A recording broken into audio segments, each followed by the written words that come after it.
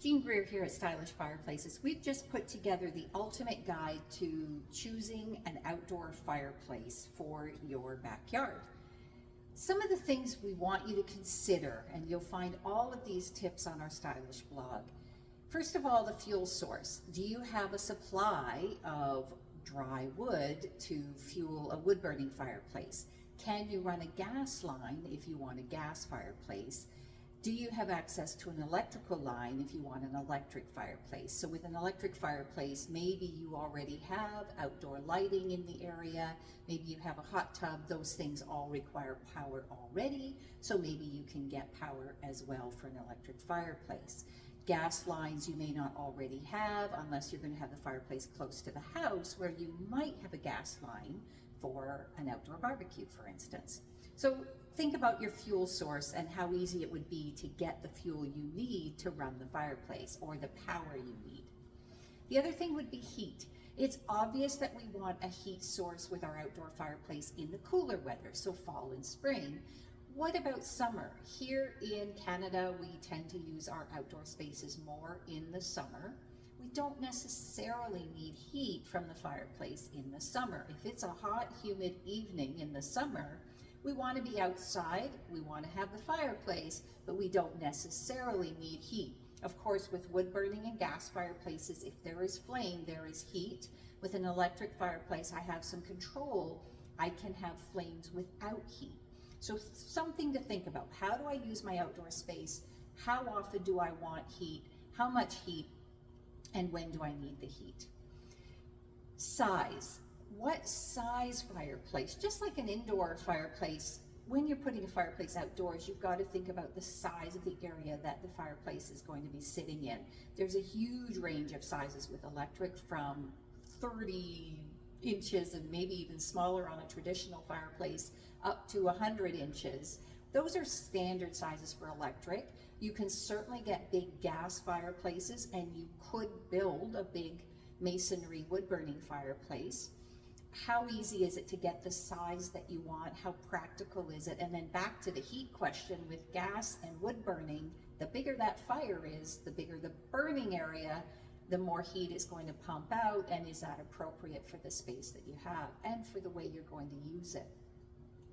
I would also look at the space that's needed for the fireplace. So that's different than size. For instance, we know that a gas fireplace takes up more depth for the actual firebox, and it needs venting of some sort, and then there's going to be some clearance requirements around it because of the heat that's produced. A wood burning fireplace, of course, takes up a fair bit of space to have a wood burning chamber, and then there's a chimney as well. And an electric fireplace, you have a big range of depths, from as skinny as 4 to 6 inches up to 12, and some are even deeper. Not as deep as a gas or wood burning fireplace. Think about safety and security. So if you have youngsters around and this fireplace is going to be lit up during family time, is there a risk of burns from the fireplace itself? With an electric fireplace, the glass on the front is not going to get hot, even if the heater is on. With a gas fireplace, of course, that front glass is getting superheated, and it will require constant monitoring. And with a wood burning fireplace, of course, there's flame, and that is going to get very hot as well. And you certainly don't want the kiddos playing around in that wood burning fireplace. So think about that aspect of family safety. Also think about the risk of forest fire. No matter where you live in Canada, you are aware of the higher incidence of forest fires, the longer forest fire season, and there are certain parts of the country where it's just not advisable, possibly not even legal, to have open flames in your backyard. So wood burning fires may be a no-no. Gas burning, open flame fires might not be allowed. So you do need to think about that. And some municipalities have banned open flames in backyards, so fire pits, fire rings, open flames of any kind. And of course, with electric fireplaces, there's never an open flame. There's no actual combustion. So there's no risk of sparks or fire from the fireplace itself. You could do that also with a gas fireplace if it's fully enclosed with glass on the front and the back. The flame is contained. So do check your municipal bylaws, your forest fire risk, that sort of thing, aside from the safety issues and the risk of burning. I would also think about the environmental impact. We like to be outside. We don't want to inadvertently be doing harm to that outdoor environment with our choice of fireplace.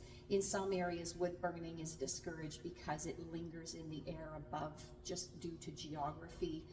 Gas fireplaces produce carbon emissions. We all know we need to reduce carbon emissions to help the environment and to mitigate climate change. Electric fireplaces have no emissions, so they're not having that nasty impact on the environment at large. And last but certainly not least, think about family safety. We've talked about the risk of burns as well as the risk of fire to the environment around you. These are all considerations for what to look for and how to decide on the best outdoor fireplace for your particular situation. All of them are contained in more detail on our stylish blog at stylishfireplaces.ca.